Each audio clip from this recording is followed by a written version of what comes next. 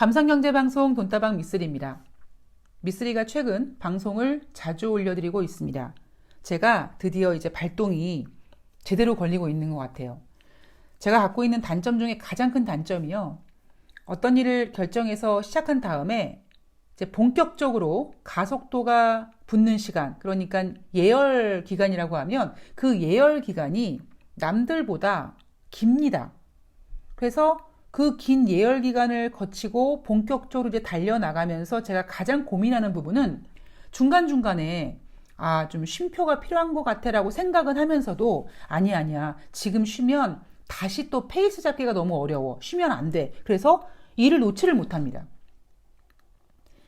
이게 뭐 좀 솔직한 얘기로 제가 프로답지 못하다는 거를 인정하는 건데요. 그러니까 주식을 매매하는 것도요. 뭐 제가 증권회사에 근무하든 뭐 아니든 뭔가 이렇게 제가 뭐 종목을 공개하고 뭐 매매하고 이렇게 매도하고 착착착착 일면 이렇게 아다리가 탁탁탁탁 맞으면은 막 흥이 나서 막 가는데 이게 뭔가 작은 하나 일면 이제 그 어떤 그 삑사리가 나면 제가 완전히 페이스를 놓쳐버립니다. 그래서 그 다시 페이스 잡는 일이 잡는 시간이 너무나 오래 걸려요. 그게 지금까지 제가 살아오는 동안에 제 발목을 잡은 가장 큰 단점이고요. 그리고 아마 이 단점은 제가 죽을 때까지 저를 괴롭히지 않을까 생각을 합니다. 뭐 물론 제가 지난 6개월 동안 이제 주변도 정리하고 그리고 무엇보다 제 마인드도 컨트롤하고 그리고 이제 체력이 제가 이제 6년 전에 그 미쓰리가 아니니까 앞으로는 중간중간 좀 쉼표도 써가면서 육체적인 에너지를 많이 쓰기보다는 그 에너지를 정신적인 에너지로 전환해서 조금 더 방송의 퀄리티를 높일 수 있도록 좀 노력하는 방송을 만들겠다라는 생각을 하면서 제가 이제 그러니까 재방을 하게 된 거거든요. 다시 방송을 하게 된 거거든요. 저는 개인적으로 돈다방 미쓰리가 오랫동안 기억에 남는 방송이 되었으면 좋겠습니다. 제가 1년 전에 가죽으로 만든 필통을 하나 샀는데요. 제가 약간 문구 집착증이 있어가지고. 근데 그 필통에 이름을 이렇게 예쁘게 써서 붙여주신다고 하더라고요. 물론 추가 비용이 들죠. 제가 뭐라고 썼냐면 돈다방 미쓰리라고 썼습니다.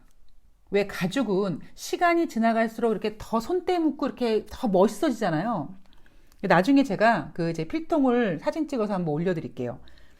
그래서 저는 그 필통의 이름을 이제 새기면서 그래 돈다방 미쓰리 이 가죽이 이제 오랫동안 손때 묻고 이렇게 정말 이렇게 익숙해지고 기억되는 좋은 인생의 어떤 그 내가 끝까지 가지고 가고 싶어서 약간 좀 비싸게 필통을 만든 거거든요. 그런 것처럼 돈다방 미쓰리도 청취자님들께 오래 기억되고 오래오래 함께 될 수 있는 약간 그런 방송이 될 수 있도록 노력을 하겠습니다. 자, 오늘 돈다방 미쓰리는요.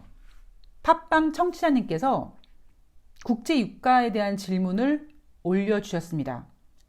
미쓰리가 가끔씩 점쟁이 빤스를 훔쳐 입어서 좀 이슈 같은 거를 잘 맞히는데 무엇보다 제가 가장 많이 사랑받는 이유 중에 하나가 국제 유가를 기가 막히게 맞추죠. 많은 분들께서 미쓰리가 언제쯤 국제유가 얘기를 한번 해줄까 하고 기다리고 계실 것 같고 또 저도 이제 지금쯤은 한번 이야기를 해드려야겠다라고 생각하고 있을 때쯤 청취자님께서 질문을 올려주셨습니다. 오늘은 국제유가 얘기를 좀 할 거고요. 그 전에 뉴욕 증시와 유럽 증시를 잠깐만 점검해 보도록 하겠습니다. 뉴욕 증시는요. 장 초반은 하락 출발했습니다. 3대 지수 모두 마이너스로 시작을 했고요. 장 중반에 돌입하면서 다우지수만 상승세로 전환했고 다우지수는 상승세를 지키면서 마감, S&P 500과 나스닥은 하락 마감했습니다. 이날 발표된 경제지표는요. 1월달 산업생산도 전월 대비 0.9% 증가, 시장 전망치 0.5보다 잘 나왔고요. 2월달 주택시장 지수도 1월에는 83, 월가 전망치도 83이었는데 84라는 성적표를 내놨고요. 1월달 소매 판매는 전월 대비 5.3% 증가했습니다. 월가에서는 1.1% 증가를 예상했는데 훨씬 많이 증가한 거죠. 아니, 소매 판매가 왜 이렇게 늘었어? 라고 봤더니 작년 말에 미국인 한 명당 $600씩 현금 지급을 했더니 이 사람들이 그 현금을 가지고 막 물건을 샀더라. 그러면 물건을 샀으니 물가가 올라갈 것이고, 물가가 올라가면 인플레이션이 자극될 것이고, 그러면 금리가 막 상승할 거다. 그래서 사실 이 소매 판매 지표가 발표되면서 미국의 3대 지수가 하락 출발한 겁니다.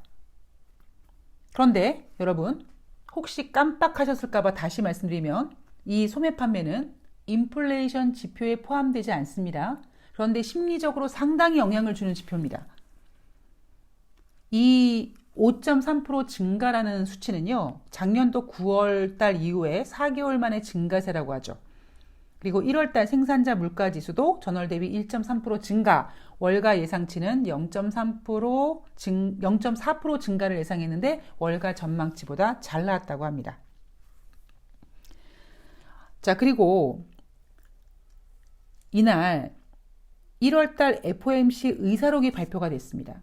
그래서 소매 판매가 발표되고 국채 금리가 1.33까지 올라가고 뉴욕 증시 하락 진행하다가 1월 달 FOMC 의사록이 공개되면서 다시 국채 금리가 1.3% 아래로 떨어졌습니다. 어떤 내용이 나왔냐면 경제 상황이 연준의 장기 목표와 여전히 거리가 멀며 목표를 달성할 때까지 완화 정책을 유지할 것이다라는 내용이었습니다.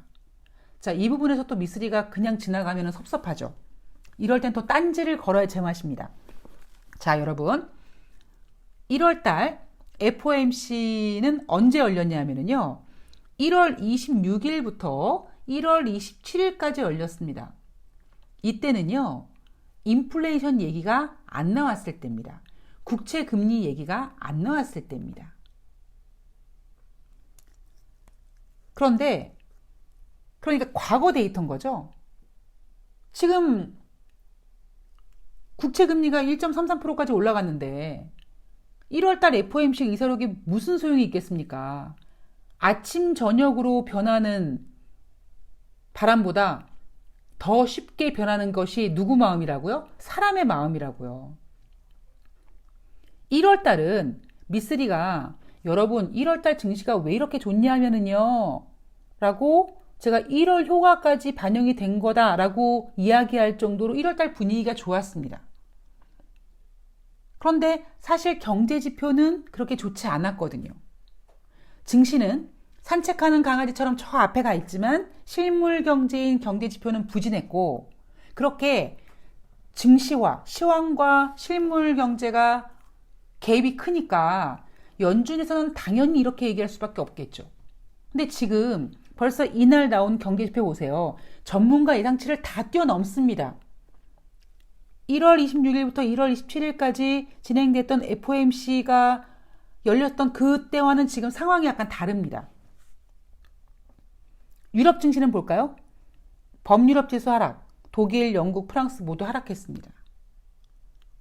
유럽 증시 왜 하락했을까요? 인플레이션 급등 가능성, 채권 수익률 상승 가능성, 상승 진행 중 때문에 유럽 증시 하락했습니다. 지금 2월 18일 목요일 대한민국 증시 하물며 원달러가 파란색인데 왜 이렇게 빠질까요? 인플레이션 급등 가능성 때문이에요. 제가 어제 그랬죠? 어떤 전문가들이, 어떤 증권사 애널리스트들이 지금 진행되고 있는, 지금 야기되고 있는 인플레이션은 경기가 회복되는 과정에서 자연스러운 현상이다. 문제가 되지 않을 거다. 자, 그런 발언에 대해서 당신들의 손모가지를 걸 수 있느냐? 제가 이렇게까지 얘기하지 않았습니까? 제가 여기서 점쟁이 빤스 한번 더 입어볼까요? 만약에 인플레이션, 즉 미국의 국채금리가 조금 더 술렁거려서 증시가 조금 더 하락하죠? 그러면 애널리스트들이 뭐라고 얘기할까요? 당분간 국채금리 상승으로 인한 증시 변동성을 예상합니다라고 얘기할 겁니다. 제가 미국 증시는 1조 9천억 달러의 강력한 부양책이 지지하고 있어서 증시가 저렇게 가고 있습니다. 유럽 증시는요, 그런 게 없어요. 그러니까 한 방에 없는 겁니다. 전일 유럽 증시도 하락했어요. 전일에 왜 하락했습니까? 경제 회복 불확실성 때문에 하락했습니다. 독일 경제 지표 안 좋고요. 그래서 하락한 거예요. 경제 지표가 안 좋은 상황 속에서 미국에서 인플레이션 급등 가능성 얘기 나오니까 유럽 증시는 하락하고 있는데, 유럽은 미국처럼 1조 9천억 달러라는 이런 부양책 같은 한 방이 없습니다. 그러니까 이렇게 계속 흘러내리는 거예요. 대한민국 증시는요, 정신줄을 놓았다고요. 자, 이제 본격적으로 국제 유가에 대한 이야기를 해보도록 하겠습니다. 제가 이 국제 유가를 준비하면서 좀 많은 생각을 했어요. 제가 어제 방송에서 여러분, 미쓰리에게 미션이 생겼어요. 미쓰리, 경제, 주식, 증시 어디까지 쉽게 한번 얘기해봤니? 거기에 한번 제가 도전해보겠다고 했습니다. 근데 사실 국제 유가는요, 앞에서부터, 그러니까 오랫동안 돈다방 미쓰리를 청취하신 분들은 아시겠지만 제가 국제 유가도 여러분 단순해요. 어렵지 않습니다라고 말씀을 드리죠. 누군가 저에게 미쓰리, 너 시황이 어렵니? 국제 유가가 어렵니? 라고 물어보신다면 저는 당연히 시황이 어렵죠. 라고 대답할 겁니다. 왜냐하면요, 주식도 마찬가지고 유가도 마찬가지고요. 결국 올릴 수 있는 재료와 빠지게 하는 재료, 이렇게 나뉘게 됩니다. 그런데 주식은요, 증시는요, 너무 생각해야 될 가짓수가 많습니다. 하물며 국제유가가 하락했습니다 라고 하면 증시가 어떻게 됩니까? 영향을 받죠.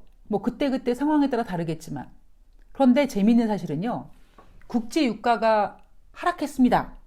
그런데 증시가 빠져서 하락했습니다라고 하진 않습니다. 이런 경우는 있어요. 뉴욕 증시가 하락했습니다. 미국의 경제 혹은 글로벌 경제가 성장이 둔화될 것 같아서 하락했습니다. 라고 해서 유가가 하락했다. 그런 경우는 있지만, 그거는요, 뉴욕 증시가 하락해서 국제유가가 하락하는 게 아니라 경제가 안 좋을 것 같다라는 재료 때문에 유가가 하락한 거죠. 즉, 증시는 유가를 흡수하지만 유가는 증시를 흡수하진 않습니다. 거기에다가 주식은요, 여러분 종목 매매해봐서 아시잖아요. 제가 앞서서 그랬잖아요. 정말 이 주식은요, 말도 안 되는 일이 많이 일어난다니까요. 아니, 이렇게 좋은 재료 가지고 왜 못 올라가? 이렇게 기타 등등. 근데 사실 유가는 거기에 비해서 변수가, 그러니까 생각해야 될 어떤 그 호재와 악재의 가짓수가 되게 심플합니다. 근데 왜 우리가 국제 유가를 어려워하느냐? 여러분들이 자꾸 그들이 보여주는 쪽만 보셔서 그러는 거예요. 시황도 마찬가지입니다. 제가 아까 1월달 FOMC 의사록 얘기하면서 말씀드렸지만, 미쓰리는 작년 11월달 방송 복귀하면서 여러분 2021년 화두는 인플레이션이라고 말씀드렸잖아요. 근데 여러분 잘 생각해 보세요.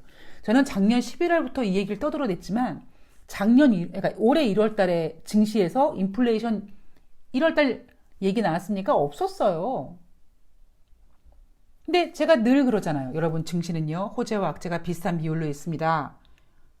그들의 스포트라이트가 어디에 비추냐에 따라서 개인 투자자들이 그들이 보여주려고 하는 쪽만 보다 보니까 시야가 좁아지는 겁니다. 유가는요, 아주 단순하게 공급과 수요만 보면 돼요. 그러니까 물론 증시도 주식시장이 올라갈 수 있는 호재, 내려갈 수 있는 악재, 이렇게 딱 구별하면 되지만요, 그 안에는 너무나 셈법이 복잡합니다. 이거는 제가 봤을 땐 알파고도 쉽지 않을 것 같아요. 인간의 심리로 정말 막 짜집게 하고 온갖 그 뇌에 있는 그 신경을 뽑아서 쓰는 내용들이라서 쉽지가 않습니다. 근데 유가는요, 딱 공급과 수요로 나누고요. 그리고 지금 국제 유가의 저 가격이 과연 공급이냐 수요냐 어느 쪽에 힘이 갔느냐 그것만 일단 체크하시고요. 이제 그 다음에 디테일한 부분은 그래? 그럼 공급 쪽에서 어떤 부분이냐 그렇게 본 다음에 이제 반대쪽을 보시면 되는 거예요. 그럼 앞으로의 전망이 보이는 거죠. 자, 이제부터 국제유가 얘기를 한번 해볼 텐데 보세요. 현지 시간 17일 WTI의 가격이 전일 대비 1.8% 상승해서 61.14달러가 됐습니다. 자, 미쓰리가 여러분들께 간곡히 부탁드리는 게 여러 가지가 있는데 그 중에 하나가 뭐냐면 여러분 돌아갈 수는 없지만 돌아볼 수는 있습니다. 특히 어떤 이슈에 대해서 어떤 흐름을 점검하기 위해서 원인을 분석하기 위해서 이렇게 과거 데이터를 보는 것도 중요하고요. 제가 오늘 그 작업을 했고요. 그리고 특히 개인 투자자분들은 과거로 자꾸 돌아가서 봐야 되는 건 뭐냐면 이슈도 보셔야 되지만 본인들이 주식에서 거래한 내용들을 보셔야 돼요. 물론 보기 힘들죠. 왜? 까먹었으니까. 근데요. 제가 고수들을 만나서 제가 주식도 배우고 그분들과 이렇게 얘기를 해보면 고수들은요. 돈을 벌면서도 자기의 매매를 계속 점검합니다. 그런데 바보 같은 개인들은 돈을 까먹으면서도요. 자기의 거래 내역은 확인하지 않고 계속 벌라방처럼 불나방처럼 다른 것들만 찾고 있는 겁니다. 고구마 100개 먹은 것 같은 답답함이 느껴지죠. 돈을 버는 고수들조차도 내가 왜 이거밖에 안 됐을까? 왜 더 못 벌었을까? 혹시 내가 놓치고 있는 게 아닐까를 자기가 매매한 거를 계속 점검하면서 체크하고 있는데 돈을 까먹고 있는 사람들이 왜 까먹는지를 몰라요. 그리고 계속 까먹고 있습니다. 보시기 힘들겠지만 자꾸 내가 과거에 실패했던 그 매매 내역들을 다시 점검해 봐야 되고요. 단순히 거래 내역서에 있는 몇 월 며칠 날 팔고 몇 월 며칠 날 사고 이게 아니에요. 미쓰리가 늘 주장하는 그 매매 일지 같은 것들을 작성하셔서 내가 이렇게까지 매수 원인을 찾고 이렇게까지 매도를 잘했다고 생각했는데 내가 왜 고점을 못 잡았을까? 내가 왜 더 싸게 못 샀을까? 이거를 고민해 가시면서 내가 놓쳤던 부분을 자꾸 점검하시면서 내 실패 확률을 줄여나가는 겁니다. 물론 시간이 오래 걸려요.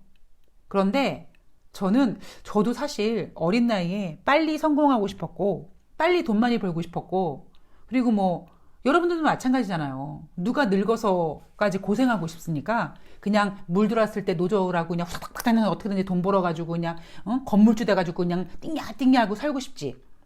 근데 그게 마음만으로 되는 게 아니고요. 어떤 것들에 대한 어떤 그 목표에 대한 그 결과물의 완성도를 높이기 위해서 저는 가장 필요한 건 시간이라고 생각합니다. 시간이 좀 걸리겠지만 여러분들이 그 작업들을 계속 하신다면 언젠가는 지금보다 덜 까먹고 언젠가는 그게 이제 플러스로 전환되는 날. 그 플러스 전환이 그냥 소가 뒤로 걸어가다가 이렇게 뭘 밟는 게 아니라 꾸준하게 수익을 낼 수 있는 그 무언가의 매매 원칙을 만들어갈 수 있는 시간이 언젠가는 올 수 있을 거라는 거죠. 옛날에 저에게 주식을 가르쳐 주신 고수님께서 그런 말씀 하시더라고요. 공부한다고 돈을 버는 게 주식이 아니래요. 그러니까 공부를 하면 돈을 벌 수 있다. 그 공식은 성립되지 않는데요. 문제는 뭐냐면 왜 공부하는데 나는 주식으로 돈을 못 벌까? 잘못된 공부를 하고 있기 때문에 못 버신다는 거죠. 자, 다시 지금 유가 이야기하다가 자꾸 다른 샛길로 빠지는데 다시 돌아오겠습니다. 제가 여러분들께 국제 유가 이야기를 해드리기 위해서 이제 과거 데이터들을 쭉 찾아봤어요. 2020년 3월 18일 현지 시간입니다. 그러니까 딱 거의 이제 1년 전이죠. 자, 2020년 3월 18일 그때 무슨 일이 있었습니까? 미쓰리 기억으로는 1월 21일인가요? 대한민국의 코로나19 확진자가 처음 발생됐고 2월 말경에 미국에도 코로나19 확진자가 발생이 돼서 그때 트럼프 대통령이 뭐 우리 미국은 완전히 봉쇄됐다 뭐 이렇게 정신나간 소리를 하는 바람에 미쓰리가 아니 무슨 미국은 아이폰 강화 유리로 이렇게 뒤집어 씌웠냐 말도 안 되는 소리 하고 앉아있다 제가 이런 얘기 했던 기억이 납니다. 그게 아마 2월 하순경이었을 거예요. 그러니까 3월 18일 WTI가 24.4% 하락해서 20.37달러를 기록했다. 왜? 생각해 봤더니 코로나19가 이제 막 전 세계로 퍼져나갈 때였구나. 그러니까 당연히 국제유가가 저렇게 코로나19가 확장돼서 확진이 막 발생돼 확산돼서 경제가 스톱되고 막 이렇게 되고 막 사람들 막 죽어나가고 막 이러면 어떻게 경제 안 좋아지면 이런 것 때문에 즉 코로나19가 확산되면 경기가 안 좋아질 거고 경기가 안 좋아진다는 얘기는 국제 유가의 수요가 줄어들 거라는 악재 때문에 이렇게까지 하락한 거다. 그리고 또 하나 악재가 있었습니다. 뭐냐면 바로 공급 부분인데요. 사우디와 러시아가 막 감산 합의를 하다가 실패했어요. 그래서 열받은 사우디가 야 우리 그냥 가격 싸게 막 증산해 버릴 거야. 이렇게 선전포고를 합니다. 그러니까 코로나19가 터져서 국제 유가 수요가 줄어들 것 같아서 무서운 국제 유가 시장에서 사우디가 공급을 더 하겠다고 하니까 공급의 악재와 수요의 악재가 설상가상으로 나오는 바람에 국제 유가가 24.4%까지 급락을 한 겁니다. 자, 그 이후에 어떻게 됐냐면 코로나19가 막 확산되니까 미국도 그렇고 유럽도 그렇고 뭐 우리나라도 그렇고 국민들한테 재난지원금 주고 금리 인하하고 돈 풀고 막 각국의 부양책이 막 시작됐습니다. 그러자 국제유가가 가만히 있어봐. 부양책을 저렇게 쓰니까 이제 경제가 회복이 되겠지. 각국의 부양책과 경제가 회복될 거라는 기대감과 시간이 지나면서 이제 백신까지 개발 중이라는 기대감 때문에 유가가 20달러 선에서 움직이다가 꾸준한 쭉 상승을 해서 지금 61달러까지 와 있는 겁니다. 그러면 여러분들은 지금 상황에서 뭘 생각하셔야겠어요? 그래? 그때는 공급의 악재, 수요의 악재, 설상가상으로 막 그렇게 갔는데 어떤 그런 악재들을 좀 해소시켜 줄 만한 재료들이 그나마 기대감으로 국제유가를 이렇게까지 올렸는데 자, 앞으로는 그럼 다시 공급과 수요 그 내용들 중에서 어떤 게 시장에 영향을 끼칠까를 고민하시면 됩니다. 지금 이날 WTI가 61.14달러까지 올라갔는데요. 여러 가지 이유 중에 하나가 뭐냐면 최근 국제 유가를 상승시켰던 요인 중에 뭐 제가 아까 각국의 부양책, 뭐 경제 회복 기대, 백신 개발도 있지만 또 하나 조 바이든 행정부가 이란이 그 배후에 있다고 생각되는 예멘 반군 후티를 테러 조직에서 해제시켰습니다. 그러면서 사우디와 미국의 어떤 그 공조관계가 깨지는 게 아닌가라는 우려감 때문에 국제 유가가 지정학적 리스크까지 영향을 받아서 이렇게까지 상승한 거고요. 여기에다가 텍사스 지역의 폭설에 따른 정전 사태 때문에 텍사스에 눈이 너무 와가지고 정전이 되는 바람에 전기가 안 들어오는데 어떻게 생산을 해? 정유시설이 스톱됐어. 정유시설이 스톱됐다는 얘기는 공급의 차질이 될 수 있다는 거죠. 제가 예전에 여러분들한테 여러분 국제유가가 얼마나 쉽냐면은요. 국제유가가 너무 싸지네? 그러면은 저쪽 중동 지역에서 시끌시끌하게 뭐 이슈 하나 만들든가 가장 쉬운 방법은 뭐 송유관에 금을 내든가 구멍을 뚫든가 아니면 송유관이 오염됐다. 그래서 송유관 청소해야 되기 때문에 공급이 안 된다. 이렇게 잘 공급을 조절할 수 있는 그런 재료들이 있다. 이런 얘기 해드렸잖아요. 지금까지 뭐 예멘 반군 후티를 테러 조직에서 해제시켜서 미국과 사우디의 공조 관계가 좀 깨질까봐 대한 불안감, 코로나19의 종식 기대감, 각국의 부양책으로 인한 경기 회복 기대감, 뭐 기타 등등 이런 이유로 쭉 올라왔다. 자, 그럼 우리가 지금은요, 여러분들이 고민하시는 게 이거죠. 과연 국제유가가 100달러 가느냐 못 가느냐잖아요. 제가 오늘 좀 욕에 대한 이야기를 해드리려고 그랬는데 시간이 너무 좀 오버돼서 다음에 기회가 되면 좀 해드릴게요. 다른 건 아니고 그 우리 할머니가 정말 욕을 맛깔나게 잘하셨거든요. 그러니까 우리가 일명 알고 있는 이렇게 뭐 욕쟁이 할머니 이런 수준이 아니라 우리 할머니는 타이밍을 기가 막히게 맞춰서요. 그리고 되게 사람을 분하게 해주는 욕을 해가지고요. 우리 할머니가 예를 들면 동네 어떤 아주머니랑 싸웠다. 우리 할머니가 막 욕을 했잖아요. 그러면 저는 생각합니다. 야, 저 아줌마 오늘 잠 못 자겠다 분해서 자다가 발차기 좀 하겠는데 이럴 정도로 우리 할머니는 굉장히 그 TPO를 잘 맞춥니다. 아주 타이밍을 기똥차게 뺏어요. 그래서 우리 할머니가 뭐 이제 돌아가셨지만 뭐 국제유가 이런 건 잘 모르시잖아요. 근데 지금 국제유가가 이제 61달러까지 올라왔으니까 전문가들이 아이고 이제 뭐 100달러 얘기 나온다. 뭐 전문가들이 2022년 내년에 브렌트유가 80달러 갈 거고 지금 브렌트유 현재 60에서 64달러 선에 움직입니다. 그리고 아유 여차하면 100달러 넘을 수도 있다 이런 전망을 딱 내놨잖아요. 만약에 우리 할머니가 뭐 저 같은 시점에서 이제 유가에 대해서 좀 아시고 이렇게 이런 내용을 딱 보시면 어떤 보고서를 보고 전문가들이 전망하는데 2022년 브렌트유 80달러 가고 100달러 넘을 수 있다. 이런 얘기가 딱 나오자마자 우리 할머니가 아 이거 또 지랄들 하고 있다. 이렇게 하실 겁니다. 그 얘기는 뭐예요? 지금 100달러 얘기하는 전문가들 속된 말로 지랄들 하고 있는 거예요.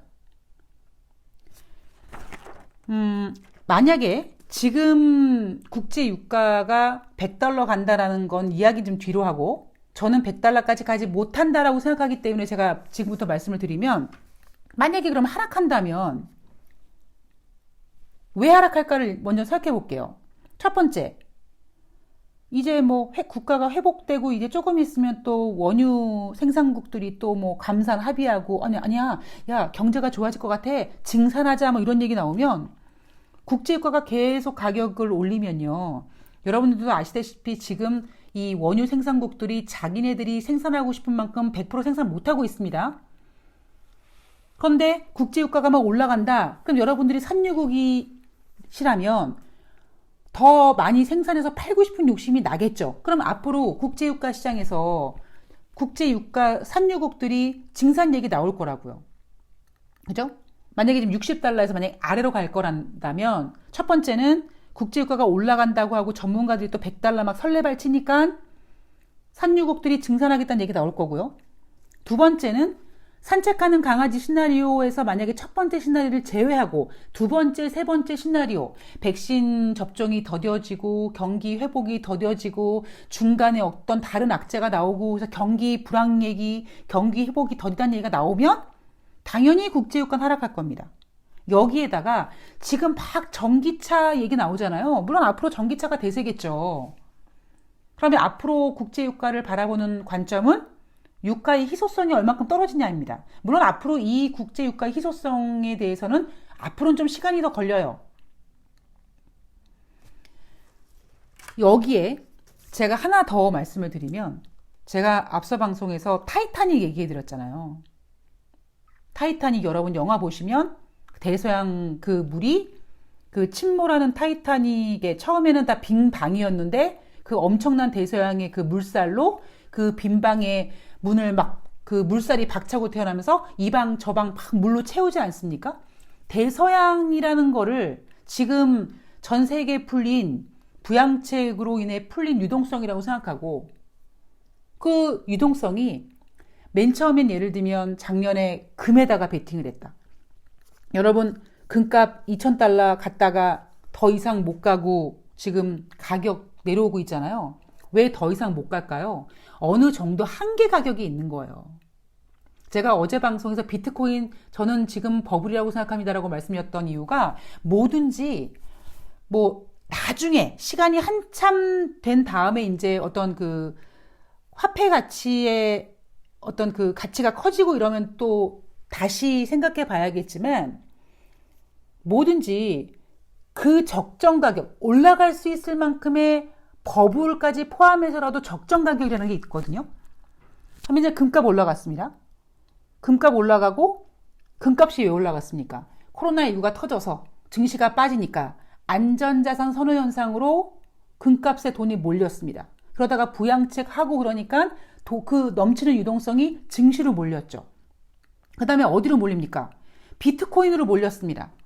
은으로 몰렸고요. 구리, 철광석. 그러니까 야, 뭐 투자할 수 있을 만한 거 없어? 나 돈 있는데. 부동산도 마찬가지고요. 아유, 금값 2,000달러. 난 이거는 좀 못 살 것 같아. 야, 금 말고 딴 거 없냐?